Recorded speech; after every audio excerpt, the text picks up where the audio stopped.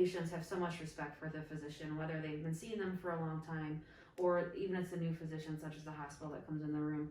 They really hang on to the words that you say when you're in the room as a physician. So a lot of times the physician will have a discussion maybe that the prognosis is not in favor of what the family would want, or aggressive treatments are no longer in the best interest.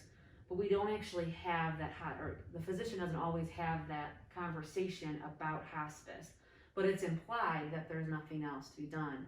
So a lot of times the case managers or the social workers at the hospital, the nurses will then follow up and have that conversation with the family. And then we always hear, so often, well, I'm waiting for the physician tomorrow to see what he says, or she says. So it's that idea of initiating that conversation could really reduce all the stuff from the behind the scenes to get the patient more knowledgeable to what we can offer when we have it right away.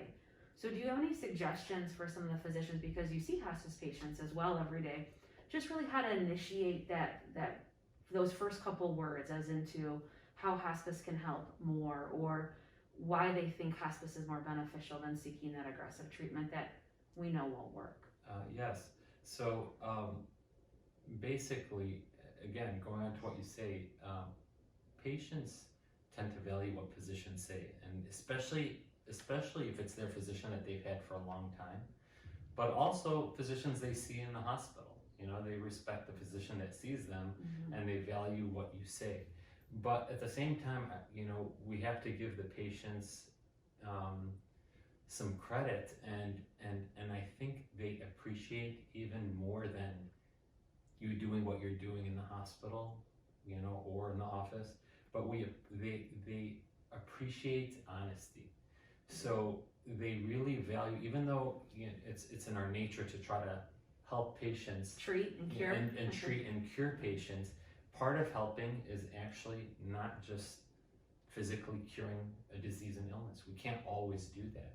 And I think when patients hear very directly, very openly, very honestly from their physician what their opinion is, especially if it's a terminal illness, like, hey, I've noticed that you've come into the hospital 5 times in the last 6 months with this COPD exacerbation, or I've noticed that you've been in the hospital, 3 times with this liver failure or kidney failure, and we've had to do these paracenteses, or so forth.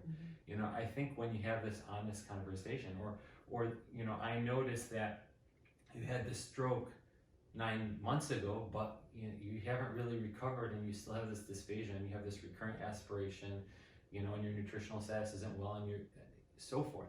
So I think when you educate them on this, and you say, based on my experience, or that, or based on my knowledge, your prognosis, and you could say just honestly, I believe you have this much time or less, or even if you have a difficult time gauging that time, you can just focus on just talking about, I think it's a good idea we discuss goals of care, because reality, it's opening up that honest conversation. It's not just about saying, hey, this person needs to be hospice and I don't want them to come back into the hospital, because if they, have that informed decision-making ability, that's really what we want.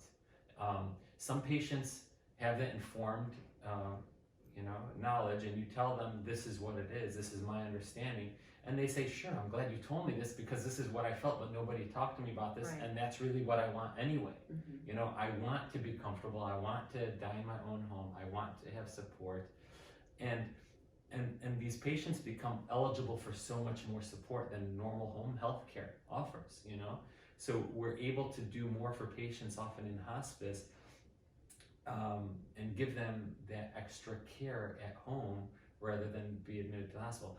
At the other side of things, if you give that honest communication with the patient, and they say, yeah, I know I'm dying, I still don't want this, I want to be, I still want to be in the hospital, then that's their right. That's a different story. But at least you want to feel you are honest with the patient, and you gave them the right to make that decision, because just like we don't want to prevent care for a patient, we also don't want to prevent that end of life spiritual, emotional, psychosocial support, and also the end of life symptom management, really that symptom management that hospice excels at.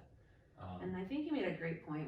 We don't always give the patients enough credit, because oftentimes the patient really may be in tune to where they are in that disease process and what's important to them or what their plans of care are, but maybe their spouse needs to hear it or their children need to hear it, that are the ones that are, for lack of better terms, fighting for mom or fighting for dad.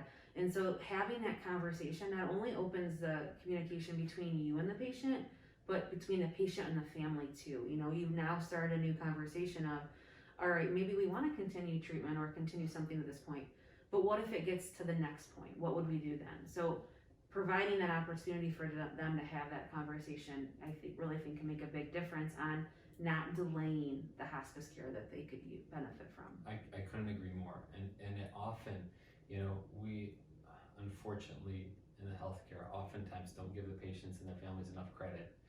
And we sometimes label them as difficult. And we and there's this family dynamic that's natural, So we all have them, right? so you may be somebody, that, myself, I may be older, or I may have this terminal illness that I'm dying from, and I may be at peace with it, but my family may not be. They want me to just keep doing everything. And even though I, in my heart, know, hey, my body is failing, I myself, I know it's failing. I don't have that quality of life I had. And honestly, I'm ready. Some patients are like that, and some of their family members may not be like that. So when they hear it from you as a physician or as a provider in the hospital, it makes it easier for them. And it makes it easier for, the patient is already dealing with so much with their illness. Sometimes it's hard for them to have that extra energy to tell their family, just leave me alone and I want to die. Or I want to have peace, or I want to have quality I just want to be of comfortable. life. I just want to be comfortable.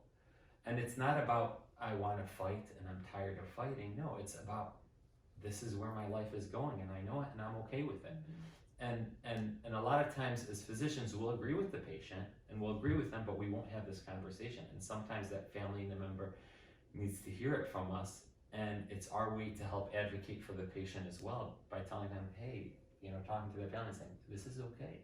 This is where it's going, and I recommend hospice, and I recommend focusing on comfort, quality of life, enjoy the time you have, and nobody can predict. Oftentimes we tell ourselves as physicians and providers, the patient probably has a few months left, but how do I know? The patient might have a year left, and again, that's not what defines eligibility for hospice. It's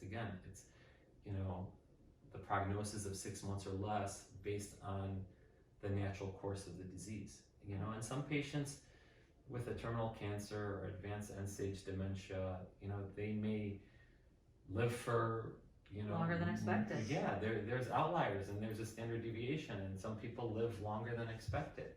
But again, you focus on no one can predict that, but you focus on the disease and what's expected of the disease normally.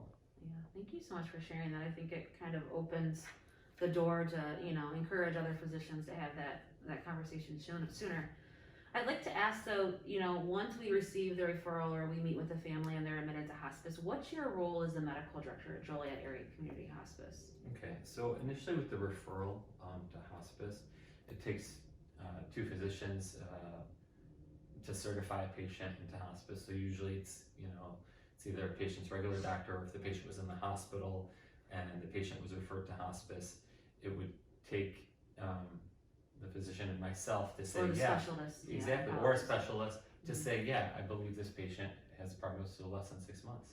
So it takes 2 physicians, to initially certify a patient to hospice. So again, that referral, the reason a physician is usually referring somebody to hospice, because they believe the patient has a limited prognosis. Correct. and a terminal illness. Then my role, again, with an extensive hospice staff that includes nurses, CNAs, social workers, case managers, so Nurse forth. practitioners. Nurse practitioners, a big team, but it's basically our role to continue the hospice care. And so my role would be following along the patient, following along the nursing assessment, following along the nurse practitioner assessment, following along to see how the patient is doing and see if there's that continued either decline or still that the prognosis, in my opinion, is less than 6 months. So we follow along closely, and depending on if they live, more than a few months, then we get to that recertification, and if they still are eligible for hospice. And some patients,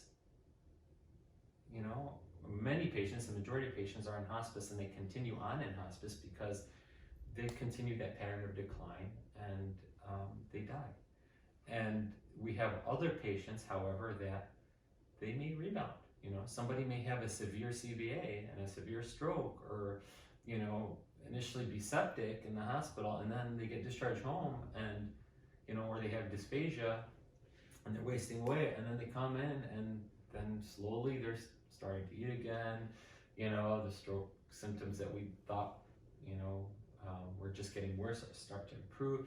If somebody starts turning around and improving, that's great. Doesn't mean we, pump them with more morphine or anything like that. No, we if their symptoms are managed and controlled, that's our focus while they're with us. But if they start improving, some people can be discharged off of hospice if they improve, and that's okay too. Because it's almost, we want people to get the care they need. Right. And if they no longer need that care, they don't. Majority of patients do, but What about the day-to-day? So you help with the management of medications and reference that, make suggestions, what you feel could keep them more comfortable, or? yeah, so the nurses assess the patients frequently in hospice, and while they are, and sometimes myself too, if there's any symptoms that are not controlled, for instance, if a patient has significant pain, or if a patient has shortness of breath, or if a patient has agitation, or if a patient has any terminal symptom or other symptoms at all that impede with quality of life, then I'm the one who typically gives the orders and manages those symptoms. Oftentimes some patients have, you may discharge a patient from the hospital into hospice, and they may have a primary care physician they've been following for years. If the primary care physician elects to continue following the patient and the patient wants them to be there attending, they're able to manage those symptoms as well. And I'm there also for additional support. Very good. Also too, if a patient has an unmanageable need or pain or symptom and they're in their home, we can also bring them to our inpatient unit here in Joliet to help manage that. And that's with Dr. Crod and the help of many nurses and nurse practitioners. They can be seen routinely to help find the right regimen to manage that pain or that symptom. Sure. And then we can manage that and actually get them back home too. Yeah, currently we have a 16-bed inpatient unit that's being expanded to a 20-bed inpatient unit, and for patients that are having uncontrolled symptoms at home or elsewhere, we're able to, rather than admit them to the hospital, we're able to admit them to our unit and help take care of their symptoms in a comfortable hospice home environment, and go from there as needed.